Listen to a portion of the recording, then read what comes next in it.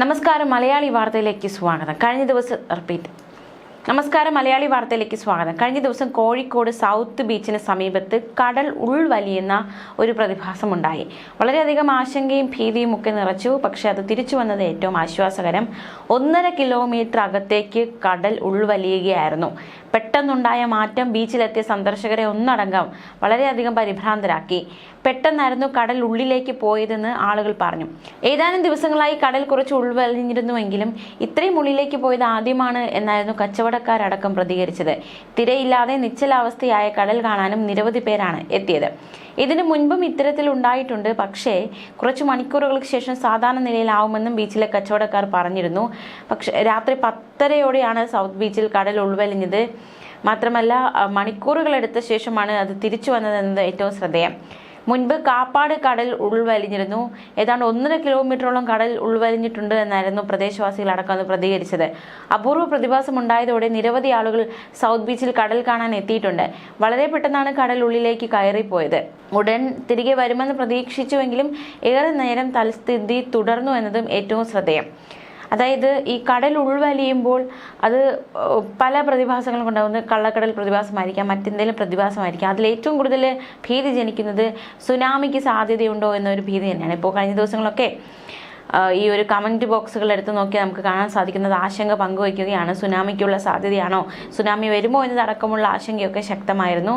എന്തായാലും ആശ്വാസകരം അത്തരത്തിലുള്ള യാതൊന്നുമല്ല എന്നത് തന്നെയാണ് ഏറ്റവും ശ്രദ്ധേയം. എന്തായാലും മണിക്കൂറുകളോളമാണ് ഇത് വലിയ രീതിയിലുള്ള ഭീതി ഇപ്പോൾ അവിടെ ഉണ്ടായിരുന്നത്. കണ്ടുകൊണ്ട് നിന്ന ഒരുപാട് പേരുണ്ട്. അവർക്ക് വലിയ രീതിയിലുള്ള ഭീതി. മാത്രമല്ല ഈ ഒരു വാർത്ത പുറത്തു വന്നതോടെ കേരളം ഒന്നടങ്കം ഒരു ഭീതി ജനിക്കുകയുണ്ടായി. കുറച്ചു ദിവസം മുൻപും കടൽ അല്പം പിൻവലിഞ്ഞിട്ടുണ്ടെങ്കിൽ ഇത്രത്തോളം ഉണ്ടായിട്ടില്ല എന്നാണ് ചുറ്റുമുള്ളവർ മാധ്യമങ്ങളോട് പ്രതികരിച്ചത്. ഇടയ്ക്ക് യാതൊരു തിരയുമില്ലാതെ കടൽ നിശ്ചലമായ സാഹചര്യം ഉണ്ടായിട്ടുണ്ട് എന്നാണ് അവിടെയുള്ളവർ പറയുന്നത്. മാത്രമല്ല കോഴിക്കോട് ഉണ്ടായത് കള്ളക്കടൽ പ്രതിഭാസമാണ് എന്ന് തന്നെയാണ് വിവരം. രാത്രിയിൽ ശക്തമായ തിരമാല ഉണ്ടാകാൻ സാധ്യതയുള്ളതിനാൽ പ്രദേശവാസികൾക്ക് ജാഗ്രതാ നിർദ്ദേശവും നൽകിയിരുന്നു. കഴിഞ്ഞ കുറച്ച് ദിവസങ്ങളായി കടൽ അല്പം ഉൾവലിഞ്ഞ സ്ഥിതിയാണ് ഇവിടെ അനുഭവപ്പെടുന്നതെന്നാണ് പ്രദേശവാസികൾ പറയുന്നത്. പക്ഷേ പെട്ടെന്ന് തന്നെ കടൽ പൂർവ്വസ്ഥിതിയിലേക്ക് തിരിച്ചെത്താറുമുണ്ട്. എന്നാൽ കഴിഞ്ഞ ദിവസം അനുഭവപ്പെട്ടതുപോലെ ദീർഘനേരത്തേക്ക് വലിയ രീതിയിൽ കടൽ ഉൾവലിയുന്ന രീതിയല്ല കഴിഞ്ഞ ദിവസങ്ങളിലൊക്കെ ഉണ്ടായതെന്നും അവർ എടുത്തു പറയുന്നുണ്ട്. കള്ളക്കടൽ പ്രതിഭാസമാണ് സംഭവിച്ചതെന്നാണ് സൂചന.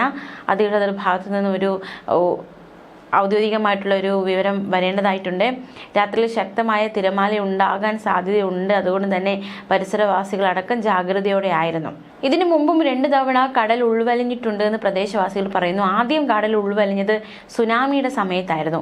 പിന്നീട് ചാകര കരയ്ക്കടിയുന്നതിന് മുന്നോടിയായിരുന്നുവെന്നും മത്സ്യത്തൊഴിലാളികൾ അടക്കമുള്ളവർ പ്രതികരിച്ചു. എന്നാൽ ഇപ്പോൾ സംഭവിച്ചിരിക്കുന്ന പ്രതിഭാസം ആശങ്ക ഉയർത്തുന്നതാണെന്നും കടൽ ഉൾവലിയാനുള്ള യഥാർത്ഥ കാരണം വ്യക്തമല്ലെന്നും തീരദേശവാസികൾ അടക്കമുള്ളവർ പ്രതികരിക്കുകയുണ്ടായി.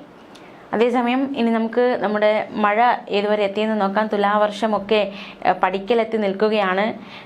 മഴ മുന്നറിയിപ്പുകൾ ഏതൊക്കെ ജില്ലകളുണ്ട് എന്നതടക്കമുള്ള വിശദാംശങ്ങൾ കൂടി നമുക്ക് നോക്കാം. പല ജില്ലകളിലും മഴ പെയ്യുന്നുണ്ട്. എങ്കിൽ പോലും തുലാവർഷം എത്തിയിട്ടില്ല എന്നാണ് കാലാവസ്ഥ വകുപ്പ് അറിയിക്കുന്നത്. തുലാവർഷം എത്തുന്നതിന് മുന്നേ തന്നെ വലിയ രീതിയിലുള്ള മഴ കിട്ടുന്നുണ്ട്. എത്തിക്കഴിഞ്ഞാലുള്ള സ്ഥിതി എന്താണ് എന്ന ആശങ്ക ശക്തമാവുകയാണ്. വരുന്ന മണിക്കൂറുകളിൽ കാലവർഷം രാജ്യത്ത് നിന്ന് പിൻവാങ്ങും. തുലാവർഷക്കാലത്തുള്ള മഴ നമുക്കറിയാം, ഉച്ച കഴിഞ്ഞായിരിക്കും കൂടുതൽ മഴ ശക്തി പ്രാപിക്കുന്നത്. ഈ തുലാവർഷക്കാലത്തേതുപോലെ ഉച്ച കഴിഞ്ഞാണ് മഴ പെയ്യുന്നതെങ്കിലും കാറ്റിന്റെ ഗതി 1.5 കിലോമീറ്റർ വരെ ഉയരത്തിൽ വടക്ക് കിഴക്കൻ ദിശയിലാകുന്നതുൾപ്പെടെ മറ്റു ചില കാര്യങ്ങൾ കൂടി ചേർന്ന് വന്നാൽ മാത്രമേ തുലാവർഷം എത്തിയെന്ന് ഉറപ്പിക്കാനാകൂ എന്നാണ് കാലാവസ്ഥാ കേന്ദ്രം അധികൃതർ വ്യക്തമാക്കുന്നത്. അതുകൊണ്ട് തന്നെ തുലാവർഷം എത്തിയെന്ന് പറയാൻ സാധിക്കില്ല. തെക്ക് പടിഞ്ഞാറൻ കാലവർഷം പിൻവാങ്ങി വടക്ക് കിഴക്കൻ കാലവർഷം, അതായത് തുലാവർഷം എത്തുന്നത് ഒക്ടോബർ മാസത്തിലാണ്. തുലാവർഷത്തിന് മുന്നോടിയായി ചക്രവാത ചുഴി, ന്യൂനമർദ്ദപാതം, അത് മാത്രമല്ല അതിനു പുറമെ കാറ്റിന്റെ അനുകൂല സാഹചര്യം കൂടി വേണം. എങ്കിൽ മാത്രമേ അതൊരു തുലാവർഷം എത്തി നമുക്ക് പറയാൻ സാധിക്കുകയുള്ളൂ. എന്തായാലും അറബിക്കടലിൽ ലക്ഷദ്വീപ് പ്രദേശങ്ങൾക്ക് മുകളിൽ ചക്രവാത ചുഴി രൂപപ്പെട്ടതായി കാലാവസ്ഥാ വകുപ്പ് വ്യക്തമാക്കിയിട്ടുണ്ട്. ഇതിന്റെ സ്വാധീനത്താൽ കേരളം, തെക്കൻ കർണാടക തീരങ്ങൾക്ക് സമീപമുള്ള ലക്ഷദ്വീപ് പ്രദേശങ്ങളിൽ ന്യൂനമർദ്ദ മേഖല ഞായറാഴ്ചയോടെ രൂപപ്പെടാൻ സാധ്യതയുണ്ട് എന്നും അധികൃതർ അറിയിച്ചിരിക്കുകയാണ്. ഏതൊക്കെ ജില്ലകളാണ് മഴ മുന്നറിയിപ്പുള്ളതെന്ന് നോക്കാം. വരുന്ന മണിക്കൂറുകളിൽ തിരുവനന്തപുരം, കൊല്ലം, പത്തനംതിട്ട ജില്ലകളിൽ ഒറ്റപ്പെട്ട ഇടങ്ങളിൽ ഇടിമിന്നലോട് കൂടിയ ഇടത്തരം മഴയ്ക്കും മണിക്കൂറിൽ 40 കിലോമീറ്റർ വരെ വേഗതയിൽ ശക്തമായ കാറ്റിന് സാധ്യതയുണ്ട്. ആലപ്പുഴ, കോട്ടയം, ഇടുക്കി, എറണാകുളം ജില്ലകളിൽ ഒറ്റപ്പെട്ട ഇടങ്ങളിൽ നേരിയ മഴയ്ക്കും സാധ്യതയുണ്ട്. നമുക്കറിയാവുന്നതുപോലെ തന്നെ ഇന്ന് രാവിലെയോടെ തിരുവനന്തപുരത്തിന്റെ പല ഭാഗത്തും കനത്ത മഴയാണ്. വീട്ടിൽ നിന്ന് ഇറങ്ങാൻ പോലും പറ്റാത്ത രീതിയിലുള്ള മഴയാണ് പെയ്തുകൊണ്ടിരിക്കുന്നത്. അപ്പോൾ മഴയത്ത് എടുക്കേണ്ടുന്ന ജാഗ്രതകൾ, മുൻകരുതലുകളൊക്കെ സ്വീകരിച്ച് വളരെ സുരക്ഷിതരായിട്ട് ഇരിക്കണം. പല ജില്ലകളിലും മഴ പെയ്യുന്നുണ്ട്, പക്ഷേ സംസ്ഥാനത്ത് തുലാവർഷം എത്തിയിട്ടില്ല. അതുകൊണ്ട് തന്നെ വരുന്ന മണിക്കൂറുകളൊക്കെ നിർണായകമാണ്. അതേസമയം കേന്ദ്ര കാലാവസ്ഥാ വകുപ്പ് ഇന്ന് 2 ജില്ലകളിൽ ഓറഞ്ച് അലർട്ട് പ്രഖ്യാപിച്ചിട്ടുണ്ട്. കോട്ടയം, ഇടുക്കി ജില്ലകളാണ് ഇന്ന് ഓറഞ്ച് അലർട്ട് ഉള്ളത്. അപ്പോൾ ഈ ജില്ലയിലുള്ളവർ തീർച്ചയായിട്ടും ജാഗ്രതയോടെ ആയിരിക്കണം. നാളെ എറണാകുളം ജില്ലയിൽ ഓറഞ്ച് അലർട്ട് ഉണ്ട്. അപ്പോൾ വരും ദിവസങ്ങളിൽ ഈ ജില്ലകളിലൊക്കെ ഓറഞ്ച് അലർട്ട് എന്നാൽ അതിതീവ്രമായ മഴയ്ക്കുള്ള സാധ്യതയാണ് പ്രവചിക്കപ്പെട്ടിരിക്കുന്നത്.